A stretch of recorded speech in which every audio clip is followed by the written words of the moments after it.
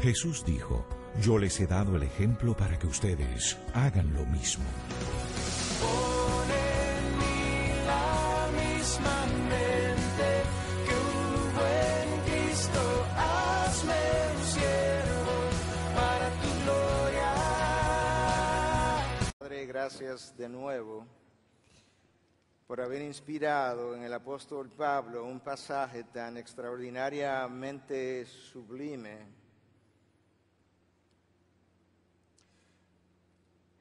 que yo no me considero digno, Dios, de predicar,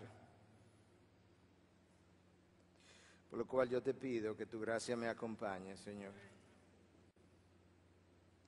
Hablar de cómo el Hijo, Dios, la segunda persona de la Trinidad, se encarnó para vivir o para venir en rescate nuestro, es algo que escapa a nuestra comprensión.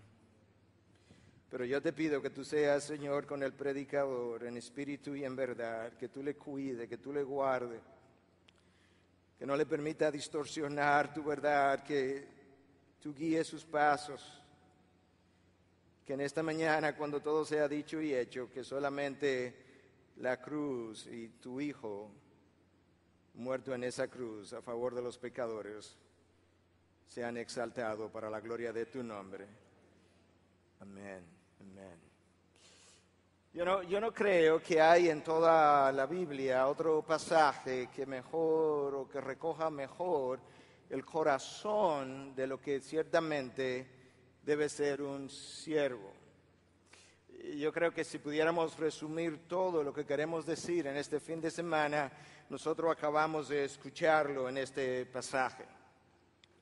Este pasaje, de acuerdo a la opinión de muchos, representa el corazón de la carta a los Filipenses, y algunos académicos incluso piensan que pudiera representar el corazón de toda la Biblia al explicar de qué manera nuestro Dios llevó a cabo nuestra redención, su descenso a la tierra para nuestro ascenso a la gloria, su humillación para mi glorificación, su muerte por mi vida, y eso es algo extraordinario, y lo hizo precisamente porque Él supo ser un siervo para la gloria de su Padre.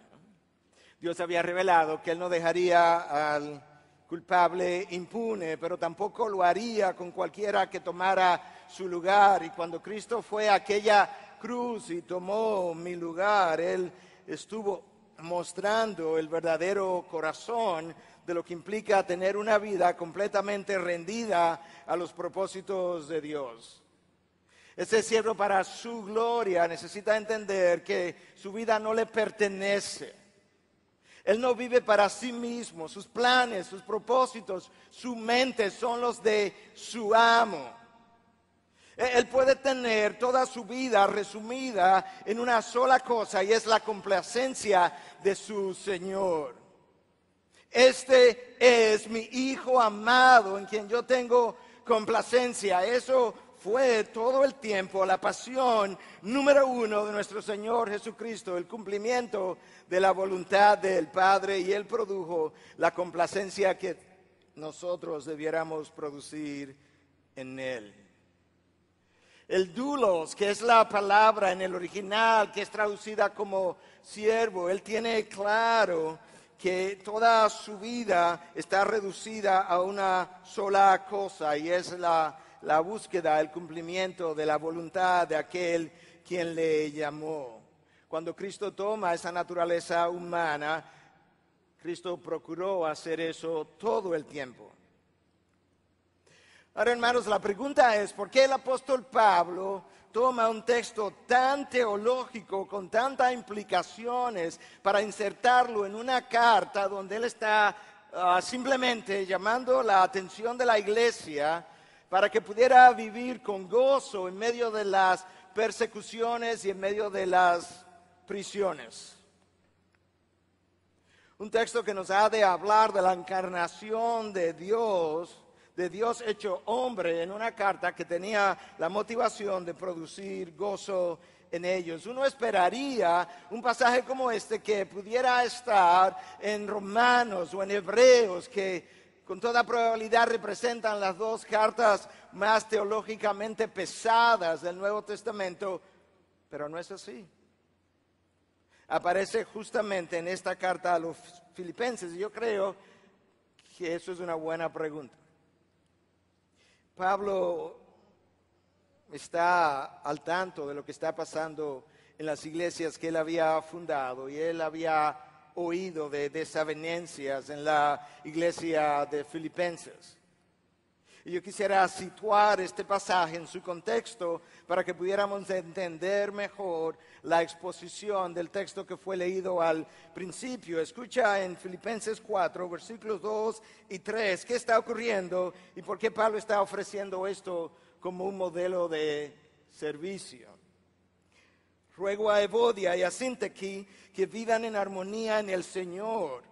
En verdad, fiel compañero, también te ruego que ayudes a estas mujeres que han compartido mis luchas en la causa del Evangelio, junto con Clemente y los demás colaboradores míos, cuyos nombres están en el libro de la vida. Pablo está consciente, él está en contacto con las iglesias por las cuales él ha pasado, y él ha oído algunas cosas que lo tienen preocupado, y él ha escuchado ahora de estas posibles divisiones, y está ofreciendo en este pasaje un modelo, un estilo de vida, una forma de convivir, una manera de servirse el uno al otro en medio de esto que está ocurriendo, de esta pugna que la iglesia está viviendo.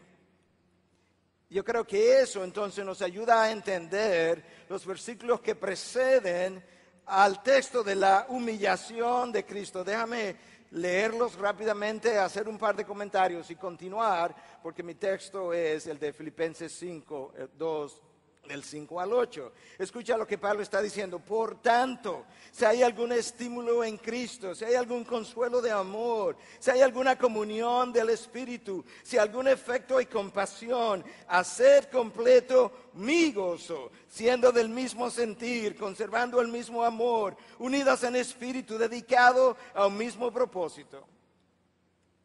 Pueblo de Dios, nada hagáis, absolutamente nada, por egoísmo o por vanagloria, sino que en una actitud humilde, cada uno de nosotros considere al otro como más importante que a sí mismo, no buscando cada uno sus propios intereses, sino más bien los intereses de los demás. Yo no tengo el tiempo para desempacar todo eso, pero rápidamente, esta es la fórmula, la propuesta de Pablo. Sed de un mismo sentir, eso requiere humildad.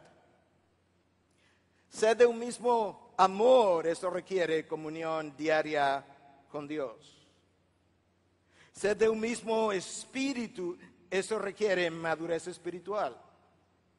Sed de un mismo propósito, eso requiere que yo sacrifique mi voluntad en aras de la suya. Y cuando cada uno de nosotros hace eso, es obvio que el problema de Síntique y Evodia estaría resuelto.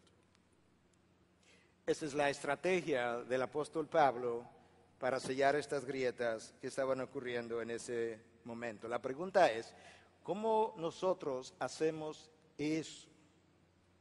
¿Cómo nosotros logramos, nosotros entendemos eso? Nosotros pudiéramos decir ahora mismo, amén, amén, amén, y luego nos vamos de aquí y no sabemos cómo vivir eso, cómo ser de un mismo sentir, de un mismo amor, de un mismo espíritu, de un mismo propósito. Y la respuesta está inmediatamente en el pasaje que continúa, que es nuestro texto hoy. Haya pues en vosotros la misma mente, la misma actitud que hubo en Cristo Jesús, el cual existía en forma de Dios. No consideró el ser igual a Dios como algo a que aferrarse, sino que se despojó a sí mismo, tomando forma de siervo, haciéndose semejante a los hombres, y hallándose en forma de hombre, se humilló a sí mismo, haciéndose obediente hasta la muerte y muerte de cruz. Eso es como tú y yo tenemos que hacerlo. No hay otra manera de lograrlo. No hay otra manera de, en medio de estos tiempos difíciles, unir la iglesia de Dios y defender el evangelio que tan mal parado está en nuestros días. Aquí está la fórmula. Decía alguien que si tú quieres saber lo que una persona es, no le dé responsabilidades, dale privilegios. Porque cuando tú le das a alguien responsabilidades, tú puedes conseguir eventualmente, tarde o temprano, si le pagas suficiente dinero, que él lleve a cabo cabalmente cada una de sus responsabilidades. Pero cuando tú le das privilegio y tú observas cómo él maneja los privilegios, entonces tú comienzas a descubrir el corazón de esa persona. Este texto no tiene paralelo entonces en la historia redentora. Cuando nosotros vemos al Dios creador, con todos los privilegios de la divinidad, dejar todos y cada uno de ellos para venir a esta tierra a rescatar rebeldes que necesitaban ser convertidos en adoradores. ¿Tú quieres saber lo que un hombre es? No le des responsabilidades, dale privilegios. Un verdadero siervo jamás usará sus privilegios para promoverse a sí mismo, promover su nombre, promover su causa. Él lo hará única y exclusivamente para promover el reino de los cielos. Y si un verdadero siervo no haría ninguna otra cosa que no sea promover el reino de Dios en el manejo de sus privilegios, entonces Jesús no tiene comparación. Nadie tuvo ni los privilegios, ni la autoridad, ni el poder, ni la posición, ni el conocimiento de los demás. Nadie tuvo nadie manejó las tentaciones como el Hijo de Dios supo hacerlo. Y por tanto, Él es nuestro modelo por excelencia como siervo. Todo eso era mi introducción, mi mensaje comienza en este momento. Yo quiero que nosotros veamos en primer lugar cuál fue la actitud que hubo en Cristo Jesús. Yo te voy a dar 5 palabras claves, cada una comienza con una A, de manera que tú la puedas recordar mejor. La primera es actitud. ¿Cuál fue la actitud que hubo en Cristo Jesús? La palabra en el original es phroneo. E implica una disposición de mi vida, una disposición de mi espíritu, una inclinación natural en una dirección. El apóstol Pablo nos está diciendo entonces que debiera haber en nosotros, en nuestra mente, una inclinación natural, una disposición de vida, de espíritu similar a la que nosotros encontramos en la persona de Cristo Jesús. Haya pues en vosotros. Yo quiero pedirle que me den un minuto para hablar de un tecnicismo e inmediatamente yo lo voy a explicar de la forma más llana posible, de manera que todo el mundo lo pudiera entender. Aquí vamos, 30 segundos y me salgo del tecnicismo. La frase haya pues en vosotros en el original está en el tiempo presente, en el modo imperativo y en la voz activa, y algunos están pensando, pastor, ¿y qué es todo eso? No vaya tan rápido, yo te lo voy a explicar de la forma más sencilla posible. El hecho de que esto esté en el tiempo presente nos deja ver que el apóstol Pablo nos está llamando a tener una actitud mental, disposición de vida continuamente. Que yo tengo que adoptar esto como un estilo de vida.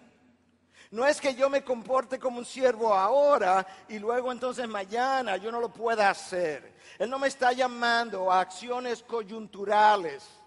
Nosotros pudiéramos comportarnos como un siervo en esta mañana, cada uno de los que están sirviendo aquí, y luego llegar a nuestros hogares y no ser el mismo siervo. Ese no es el llamado de este texto. Nos está llamando a un estilo de vida, una forma de ser continua, permanente, que estuvo en Cristo Jesús. No es comportarme como un siervo, es ser un siervo. Y cuando tú eres, no importa dónde tú estás, tú siempre eres eso que tu esencia dice que eres.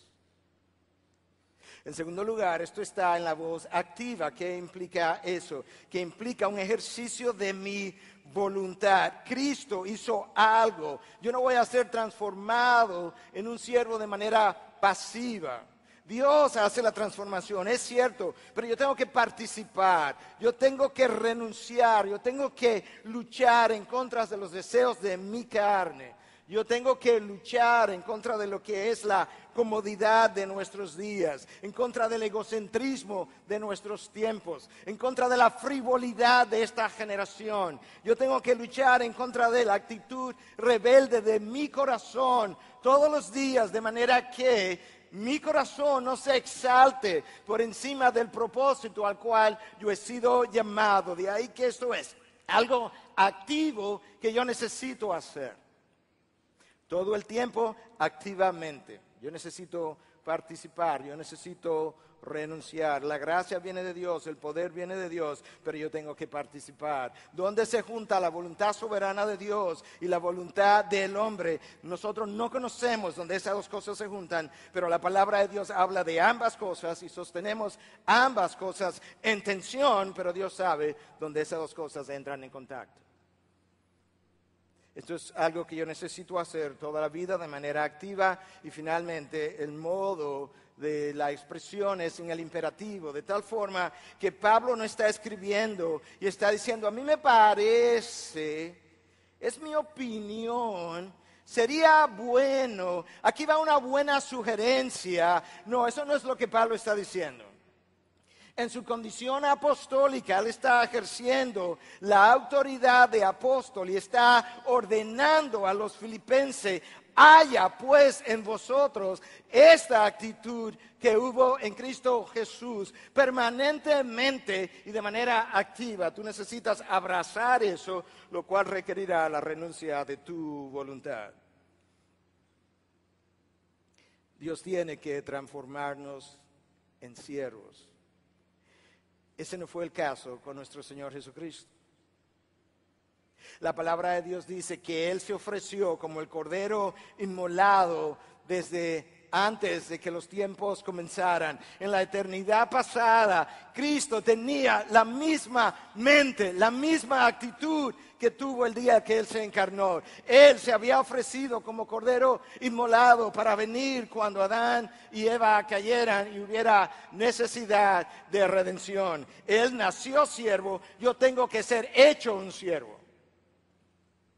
La vida de los discípulos prueba eso continuamente.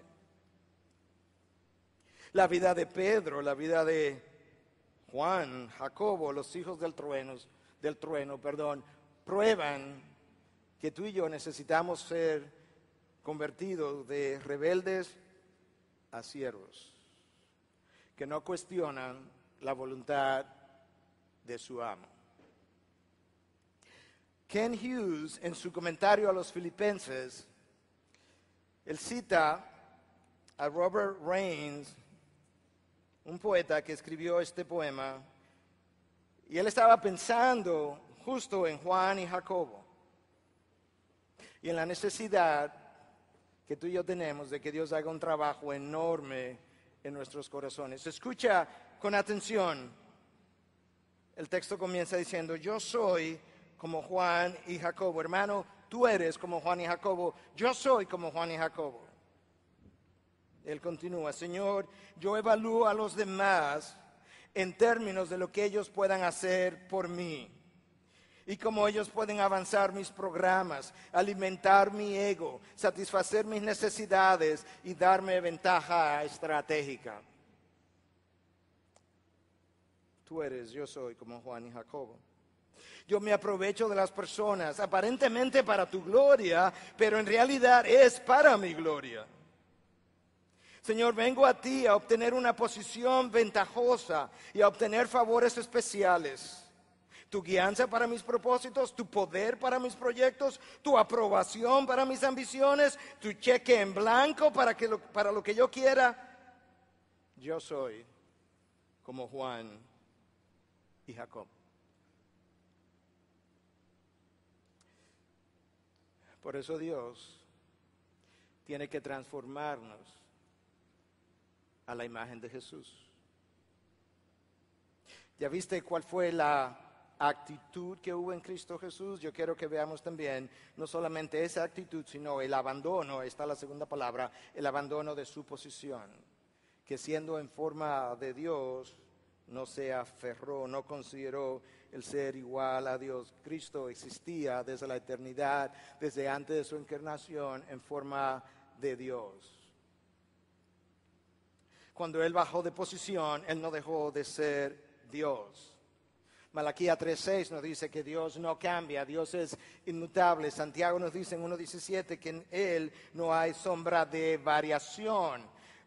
Cristo, cuando se encarnó, tomó una naturaleza humana, no consideró el ser igual a Dios, pero en ningún momento dejó de ser lo que Él siempre había sido, el Dios eterno que no puede ser contenido por los cielos. Ahora ha de dejar su lugar de gloria para venir y habitar entre nosotros en el tiempo y en el espacio. El Dios para quien ni los cielos son puros ante sus ojos. El Dios que no puede tolerar el pecado en la santidad de su ser, no consideró esa posición y la abandonó. Cuando Cristo comienza a descender, Él comienza en el lugar más alto. Él no podía ir más arriba. Él comienza en el último peldaño de la escalera. Y yo quiero enfatizar eso, que Cristo comienza a descender en el último peldaño de la escalera, porque ese es un lugar donde yo nunca he estado y yo nunca voy a estar. No hay comparación, hermanos. No importa cuánto tú y yo seamos humillados, no importa cuánto yo tenga que humillarme, yo jamás estaré en la misma posición en la que Cristo tuvo, porque cuando Él comenzó a descender, Él comenzó en el tope. Cuando yo comienzo a descender y a humillarme, yo comienzo en la parte más baja de la escalera. Él comenzó como creador y yo como criatura, y no como cualquier criatura, sino como una criatura con una mente entenebrecida, un corazón hecho de piedra, una voluntad esclavizada al pecado, y cualquiera que esté en esas condiciones merece ser humillado, pero no mi Redentor, no mi Dios, no mi Mesías, no el Dios santo, santo, santo. El Dios que disfrutaba la adoración pura, sin pecado, sin intenciones secundarias de parte de sus ángeles y arcángeles y de siervos que le servían. Y en esa condición, Él decidió descender, nunca dejando de ser verdadero Dios y de la misma naturaleza que el Padre. Habíamos dicho que si tú quieres saber lo que una persona es, observa cómo Él maneja los privilegios. Cuando Cristo se encarnó, Él nos dejó un modelo extraordinario de cómo manejar privilegios. Ningún otro ser tiene a su mano más poder, más posición, más autoridad, más conocimiento que la persona de Dios. Y teniendo todo eso a su disposición, teniendo todo el poder del universo en sus manos, Cristo se deja clavar en un madero por hombres débiles. Teniendo una autoridad que al hablar aún los vientos se calmaban, Cristo se sometió a la autoridad corrupta de los hombres. Teniendo nuestro Señor los privilegios de la divinidad, tomó cada uno de sus privilegios, los puso a un lado y descendió. ¿Te imaginas? Y cómo nosotros luchamos a veces por privilegios ínfimos, diminutos, que reflejan que no hay en mí la misma actitud que hubo en Cristo Jesús. Escúchame, hermano, Cristo conocía el corazón de los hombres, conocía el corazón de 12 hombres que lo iban a negar, conocía el corazón de 12 hombres no confiables y tomó su misión eterna, sagrada y la puso en manos de hombres no confiables.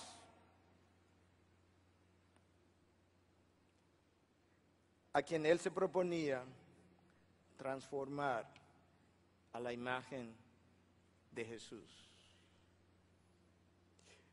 Yo soy un hombre en formación. Yo no soy el producto final todavía. Cristo sabía eso de Juan, de Jacobo, de Pedro, de Mateo, y por eso le otorgó su misión y la puso en sus manos, porque el ejercicio de la misión era parte de la manera como él iba a continuar formando esa imagen en ellos. ¿Por qué Jesús hizo tal cosa? Porque un verdadero siervo no vive para su ideal, vive para su Señor. Yo quiero que veamos ahora no solamente la actitud que hubo en Cristo Jesús, el abandono de su posición, yo quiero que tú veas conmigo la autorrenuncia del Mesías. Yo creo que este texto, más que representar la humillación de Cristo, representa la autohumillación de Cristo. Nadie humilló al Señor, Él se autohumilló. Nosotros sabemos que Dios Padre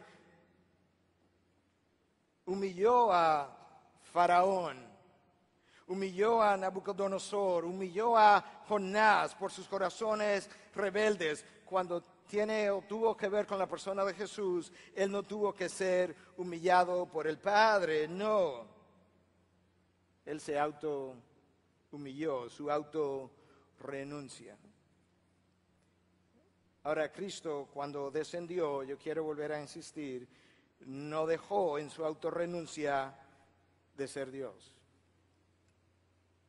A mediados del siglo XIX, unos teólogos metodistas, sin que esto represente ningún espíritu de crítica sobre la denominación, pero unos teólogos metodistas comenzaron a elaborar la idea de la kenosis, el vaciamiento de Cristo en términos de sus privilegios. Y postularon que cuando Cristo descendió, Él dejó a un lado los privilegios que comienzan con la palabra omni, su omnipresencia, su omnisciencia, su omnipotencia. No, es imposible que Dios deje a un lado un solo de sus privilegios y siga siendo Dios. Y como Dios no puede dejar de ser Dios, Él continuó con sus privilegios todo el tiempo, simplemente decidió no usarlos en momentos puntuales.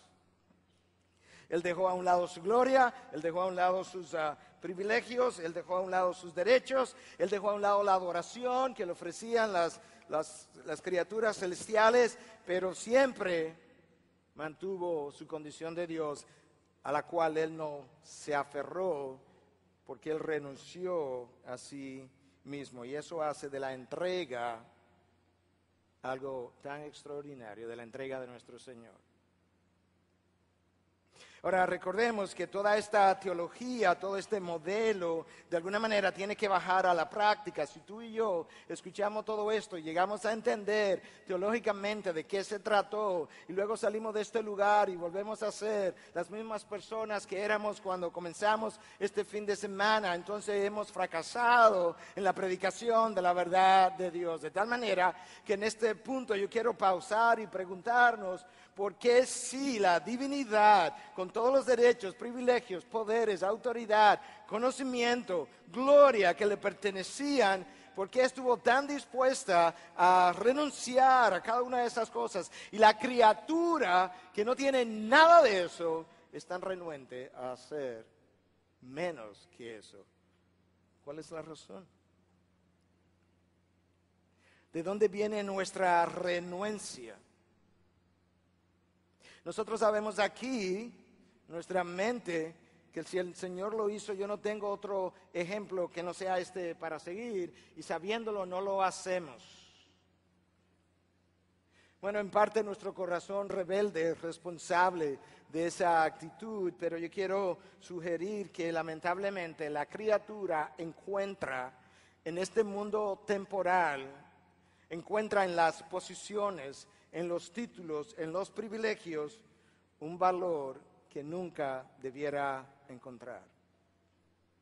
Y como estas cosas temporales le dan valor, nunca la criatura está dispuesta a renunciar a ellas, porque es como si perdiera su valor, y la criatura necesita entender, sobre todo una vez ha sido regenerada, que su valor está en Dios y en nada ni nadie más. Una vez tú encuentras tu valor, sentido y significado de vida en la persona de Dios, es mucho más fácil deshacerte de estas cosas. No tienes que luchar, no tienes nada que temer, no tienes nada que probar, no tienes nada que esconder. Como dirían en inglés, you can't let go, lo puedes dejar ir. Eso es por lo que a Cristo se le facilitó el hacer esto y a nosotros se nos hace difícil. Creador, criatura, dador, egoísta, y nosotros seguimos reclamando como nuestro lo que no es. Cristo, que lo poseía todo, no reclamó nada para sí. Nosotros que no poseemos nada, reclamamos todo para nosotros. Cristo abre sus manos y otorga, nosotros cerramos nuestras manos y empuñamos. Eso no es un siervo para su gloria. Nosotros no somos dueños de posiciones, privilegios, pero si la verdad es conocida, nosotros muchas veces nos creemos dueños de nosotros mismos. Decimos que la gloria es de Dios, pero queremos el crédito. Déjame decir eso una y otra vez, porque eso es casi un cliché. Para la gloria de Dios, todo el tiempo buscando el crédito detrás de la gloria. Esas dos cosas no son compatibles. Ni le pertenecen a la criatura tampoco, le pertenecen a nuestro Dios. Pero nos creemos, decimos que Dios es el dueño del cielo y la tierra y todo lo que hay en ella, pero vivimos y actuamos como fuéramos dueños de nosotros mismos e incluso dueños de los demás. Los discípulos tenían que aprender la lección, al igual que yo he tenido que ir aprendiendo la lección y cada uno de nosotros ha tenido que ir haciendo exactamente lo mismo. Escucha estas palabras de Marcos 9, a partir del versículo 38. Juan le dijo: Maestro, vimos a uno echando fuera demonios en tu nombre. Tú pensarías que Juan le hubiera dicho: ¿cuál es tu opinión acerca de eso? No, tratamos de impedírselo. El territorio es nuestro, el ministerio es nuestro, el poder es nuestro. No queremos competencia ahora, Señor. Tratamos de impedírselo. Escucha por qué. Uno pensaría que quizás la razón sería, bueno, porque no te honraban. Bueno, pero fue en su nombre. Bueno, es que no tenía la doctrina correcta, pero escucha lo que dicen. Tratamos de impedírselo porque no nos seguían. Porque no nos consideraban sus líderes. Pero, me encantan los peros de la Biblia. El pero es una palabra de contraste. Esto es lo que Juan piensa, pero esto es lo que Jesús piensa. Escucha a Jesús ahora. No se lo impidáis. Porque no hay nadie que haga un milagro en mi nombre y que pueda enseguida hablar mal de mí. Pues el que no está contra nosotros, por nosotros está. Yo me imagino a Juan. O sea que puede haber otro grupo, Señor. Que puede haber otro grupo a quien tú estás bendiciendo. No, que nos sigan mejor. Cristo está diciendo: yo sé quiénes son. Y ellos nos están siguiendo. El que no está con nosotros, el que no está contra nosotros, por nosotros está. Hermanos, del ministerio no nos pertenece a nosotros. No lo controlamos nosotros. De hecho, ni siquiera lo hacemos nosotros. Escucha la mejor definición que yo he escuchado de lo que el ministerio es. Warren Wiersbe, en su libro On Being a Servant of God, siendo un siervo de Dios, dice: el ministerio ocurre cuando recursos divinos llenan necesidades humanas a través de vasos amorosos para la gloria de Dios. El ministerio ocurre cuando recursos divinos encuentran y llenan necesidades humanas de una manera que Dios es glorificado. Entonces ha ministrado. Y cuando yo no hago eso, Y cuando yo trato de llenar necesidades humanas sin los recursos divinos, ¿qué estoy haciendo? Cualquier cosa, pero no es ministerio. Y si eso es cierto, entonces cuando tú y yo hacemos ministerio, nosotros estamos en necesidad absoluta, continua, diaria, de que Dios nos asista de sus riquezas y recursos en gloria. Worsby tiene toda la razón. Cuando de ministerio se trata, tú y yo estamos en bancarrota porque tú y yo no tenemos manera de ministrarle al alma humana. Solamente Dios puede hacer eso. La psicología no puede hacerlo, la sociología no puede hacerlo, la educación no puede hacerlo, el hombre no puede hacerlo. Dios, a través de sus recursos, es el único que tiene la capacidad de ir a los rincones más escondidos del alma humana y poner su dedo sobre la llaga y hacerlo de manera individual en cada individuo que se acerca al trono de la gracia. Lamentablemente nosotros siempre queremos una participación en el ministerio que es de Dios. Yo no sé cuántos de ustedes conocen el nombre Steve Brown, pero Steve Brown del ministerio Key Life Ministry es un hombre que tiende a decir las cosas de una manera muy peculiar. A veces algunos se ofenden incluso con las cosas que él tiene que decir, pero él dice que muchas veces nosotros somos tan críticos de nosotros mismos que nos sentimos como basura. Hasta ahí pudiéramos decir, sí, ayúdanos a salir de ese síndrome. Pero escucha lo que él dice ahora. Pero en otras ocasiones nos llegamos a creer que Dios debiera hacer un espacio para nosotros ocupar el cuarto lugar dentro de la Trinidad. Nos creemos tan especiales que a veces pensamos, Dios, tú no tienes un espacio, un cuarto espacio. Y yo recuerdo a estos 3 hombres en el horno de fuego y hubo un cuarto individuo. Tú no tienes un cuarto espacio para mí dentro de la Trinidad, de tal manera que alguito del crédito yo pueda recibir de parte de los hombres. Hermanos, no tenemos nada, se nos olvida que todo es de Él, por Él y para Él. Dios lo diseñó de esa manera. Todo tiene que ser de Él, todo viene de Él, todo es por Él y para Él. Eso es un siervo para su gloria, no hay otra manera de decirlo o de vivirlo.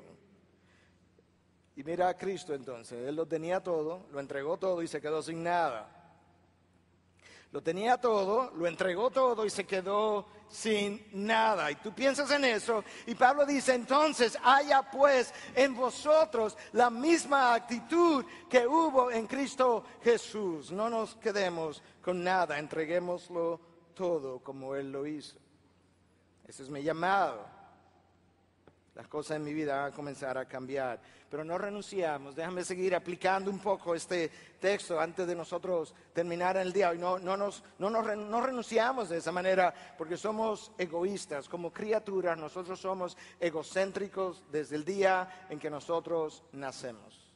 Le recuerdo a mi iglesia todo el tiempo que el bebé nace así, con los puños cerrados, como diciendo, esto es mío y siempre será mío.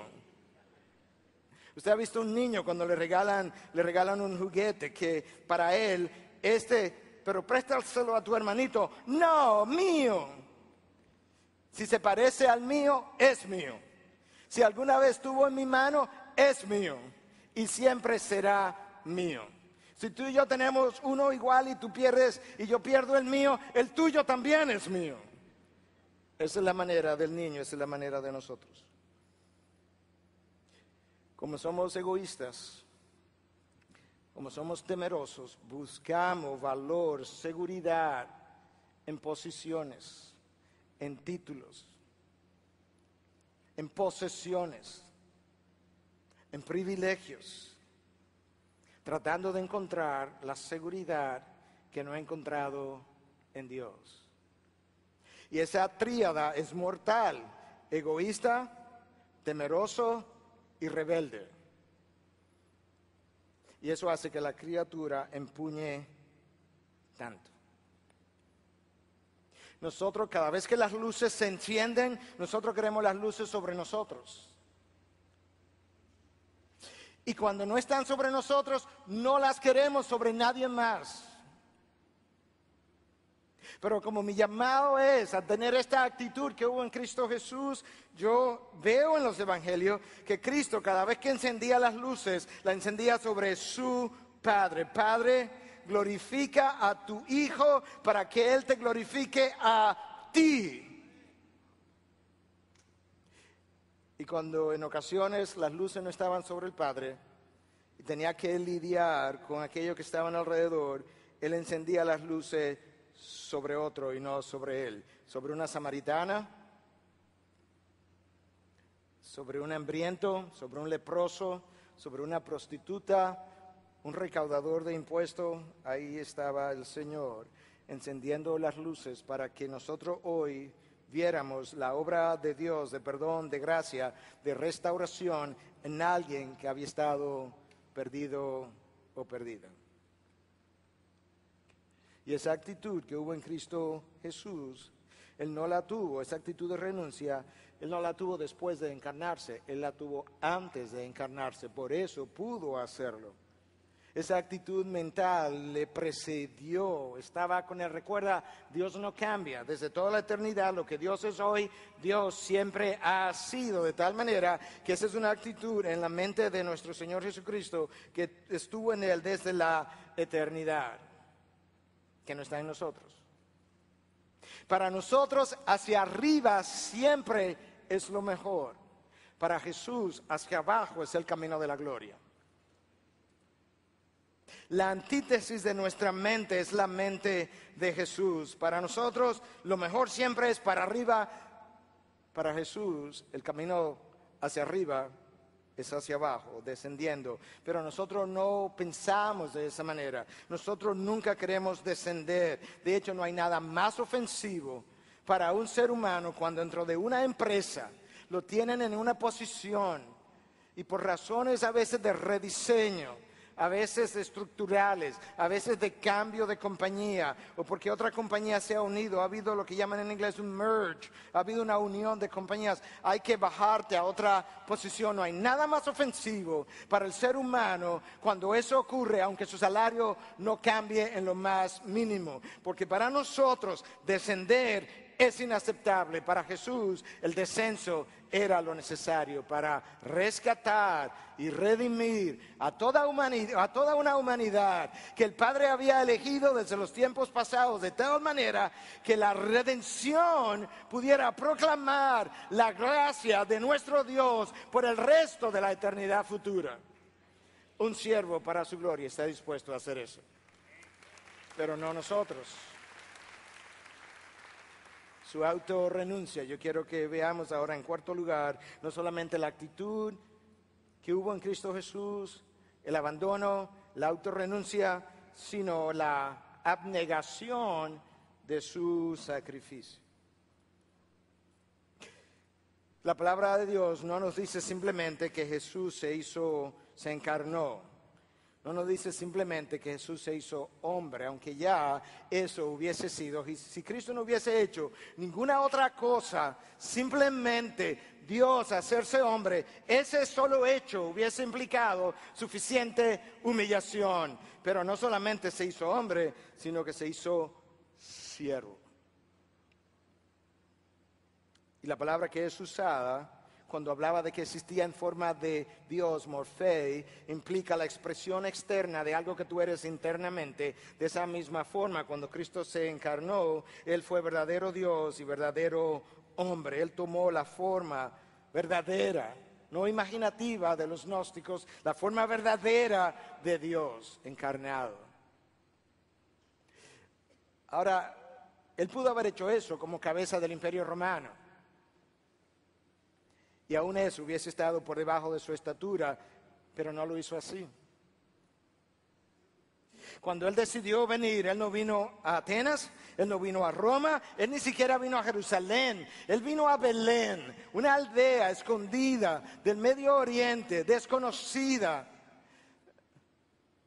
de estar acompañado de ángeles, arcángeles, principados, serafines, querubines, ahora estar acompañado de campesinos, algunos pastores, y algunos animales. Esa era su audiencia en el momento que Él entró en la tierra. Y no le molestó y no le preocupó, porque siervos para su gloria no necesitan VIPs a su alrededor para sentirse que tienen importancia. Su importancia está en Dios. Su identidad está en Dios. Su relación es con Dios, no es con la gente de este mundo en términos de su sentido de significado e importancia. Un doulos, un siervo entregado, es un esclavo de justicia para nuestro Dios. Su voluntad, decíamos al principio, sus propósitos, su vida, sus planes son los de su amo. Él no tiene planes personales, Él tiene los que su amo tenga. Y en beneficio de ese amo, entonces nosotros debiéramos servir. Jesús sirvió, nosotros debiéramos servir a todos. Decía alguien que la estatura de un hombre no está en cuántas personas él tiene por debajo de él. Eso no es donde radica su estatura, eso no es donde radica su grandeza, si es que alguna grandeza ha de tener. Pero dice esta cita que la estatura de ese hombre se ve, se mide por a cuántas personas, a cuántos siervos él le sirve. Y si es así, sabemos que es así, entonces Jesús, una vez más, no tuvo paralelo. Jesús le sirvió a sus discípulos cuando estaban siendo fieles y cuando le habían negado. Jesús le sirvió a las prostitutas, a los publicanos, a los leprosos, a las mujeres, a los niños. Y de forma incomprensible para nosotros, le sirvió al traidor todo el tiempo sabiendo que le traicionaría, porque cuando tú eres un siervo y tú eres un siervo humilde, la humildad no tiene favoritos. El siervo no lava los pies de Pedro y aquí está Judas y dice, no, a ti no, Judas, ahora voy con el otro. No me caes bien, tú no me agradas. Ayer no me saludaste. Tú eres muy interesado con el dinero. No, el siervo no sirve aquí, brinca a una persona y sirve allí. Él es un siervo aquí, él es un siervo allí y él es un siervo aquí otra vez. Él es eso, él no se comporta como eso. Y ese es nuestro Señor Jesús. Ese es su modelo, esa fue su actitud. Pero para hacer eso, yo necesito aprender algo que Él nos dijo que debiéramos aprender. Él dijo, aprended de mí, de nadie más. Aprended de mí que soy manso y humilde. Oh, cuánto nosotros necesitamos aprender eso. Y yo creo que no hay entonces ninguna otra persona mejor que nuestro Señor para aprender esa cualidad. La pregunta es para nosotros, pastores, líderes, ¿qué ven nuestras ovejas en nosotros? En el púlpito versus el resto de la semana. Escucha a Robert Murray McCheyne, 1840. Dice, el sermón dura 1 hora, a lo máximo 2, pero tu vida predica toda la semana. El sermón dura 1 hora, tu vida predica toda la semana. Las ovejas escuchan el sermón humilde de 1 hora o el sermón orgulloso del resto de la semana. Tú y yo tenemos que preguntarnos eso, responder eso y pedirle perdón a Dios. porque el orgullo es algo con lo que yo sé que yo he tenido que batallar y cada uno de nosotros tiene que batallar con eso. Es imposible ser criatura y no tener orgullo en ti. ¿Cómo yo sé dónde yo estoy en la escala? Porque yo tengo que tener la actitud humilde, mansa que hubo en Cristo Jesús. Bueno, aquí hay un par de pinceladas, no tenemos tiempo, yo necesito ir cerrando mi mensaje. El orgullo apenas tolera a las ovejas. La humildad les sirve a ellas. El orgullo, por otro lado, tiene la peculiaridad de usar a las ovejas. La humildad permite que Dios las use. No se lo impidáis. El que no está contra nosotros, está con nosotros. El orgullo no es paciente, es poco paciente. La humildad es tolerante, perdonadora. Esa cualidad es la que tú y yo necesitamos aprender de Cristo. Aprended de mí, que soy manso y humilde. Ese es mi llamado continuo todo el tiempo. Ahora, pastores, líderes, hermanos, yo creo que no solamente nosotros como criaturas tendemos a ser orgullosos, sino que como líderes somos particularmente susceptibles al orgullo. Yo creo que eso se debe, por un lugar, al hecho de que tú y yo somos dotados por Dios, todo es un regalo de Dios, de dones, talentos, oportunidades, y los dones, talentos y oportunidades, cuando Dios los combina, muchas veces nos llevan al éxito, y el éxito es un terreno fértil para el orgullo. De hecho, el éxito muchas veces se opone a la humildad. Yo tengo que batallar con eso, tú tienes que batallar con eso. El orgullo es ese terreno donde se siembran todos los demás pecados de la carne, decía alguien.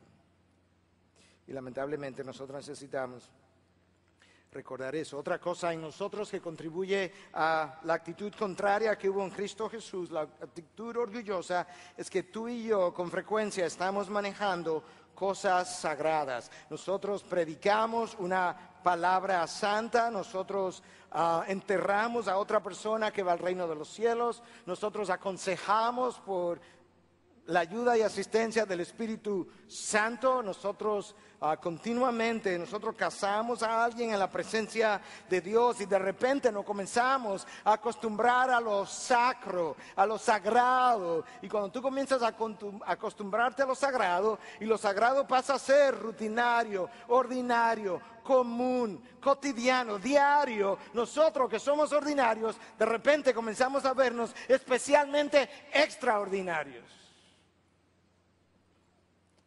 Esa no fue la actitud que hubo en Cristo Jesús. En quinto y último lugar, yo quiero que veamos no solamente la actitud que hubo en Cristo Jesús, la actitud, el abandono de la posición, su autorrenuncia, la abnegación de su sacrificio, sino también lo absurdo de su sacrificio. Lo absurdo, es absurdo que Dios muera en lugar del hombre. Es absurdo que el dador de vida pierda la suya.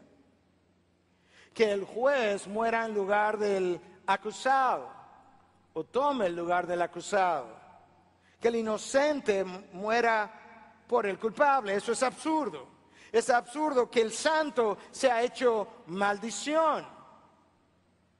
¿En qué cabeza cabe que el rey que se viste de gloria termine desnudo en una cruz? Eso es absurdo, y es absurdo que el Señor se convierta en siervo, pero eso es lo absurdo de su sacrificio. La actitud,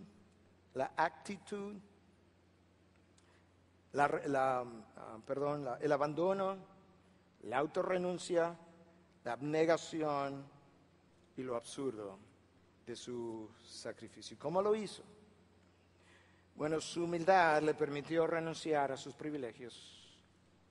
Su dependencia del Padre le permitió permanecer fiel continuamente hasta el final. Su obediencia absoluta le permitió resistir cada tentación. Y su disposición al quebrantamiento permitió que Él pudiera venir y morir en una cruz y pagar por mis pecados, resucitar al tercer día y ser exaltado a la diestra del Padre, que es el resto del pasaje que no estamos cubriendo por falta de tiempo. Pero ahí tenemos estas 4 características. En la medida en que yo cierro mi mensaje, son las características que deben caracterizar el perfil de un siervo para su gloria: humildad, quebrantamiento, dependencia y obediencia. Humildad, quebrantamiento, dependencia y obediencia. Humildad, quebrantamiento, dependencia y obediencia. Hermanos, con esto cierro. Tú y yo tenemos que recordar que los siervos existimos por causa del reino y el reino por causa del rey. Número 2, tú y yo tenemos que recordar que pertenecemos a la comunidad de la toalla y la vasija. Ninguna otra comunidad ha de glorificar a su Señor. Y finalmente, si ha de haber alguna bendición, tendrá que haber algún quebrantamiento. Alguien lo dijo de esta manera en inglés, de donde tomé la idea: if there is going to be some blessing, there must be some bleeding. There's going to be some blessings. Si va a haber alguna bendición, tendrá que haber algún sangramiento. Blessing, bleeding. Los mártires entendieron eso. Tú y yo estamos caminando sobre una carretera, camino pavimentada con la sangre de los mártires. Apocalipsis 12:11 habla de un grupo de hermanos que vencieron. 2 razones para su victoria: el poder de su palabra y porque no consideraron sus vidas, no amaron, no apreciaron sus vidas tanto, sino que la entregaron y sangraron. Si ha de haber alguna bendición, habrá algún sangramiento. El sangramiento de Jesús para la bendición de su iglesia. Haya pues, hermanos, esa actitud que hubo en Cristo Jesús. Padre, gracias te damos por tu palabra en esta mañana, por el recordatorio del ejemplo de tu Hijo. Gracias, Jesús, por haber sido lo que fuiste, por seguir siendo lo que eres. Gracias que cuando no me comporto como un siervo no me desechas. Me abres del trono de la gracia y me permite venir y perdonarme, confesarme, arrepentirme y luego encontrar frescura para mi alma en la abundancia de tu gracia. Gracias, Jesús. Gracias que me has hecho de rebelde a hijo, de incrédulo a adorador. Te pido, Dios, que este pueblo que está aquí reunido pueda ser llenado por tu Espíritu para ser siervos para tu gloria. Y todo su pueblo dice amén. Bendiciones, que Dios bendiga su palabra. Hazme un siervo para tu gloria.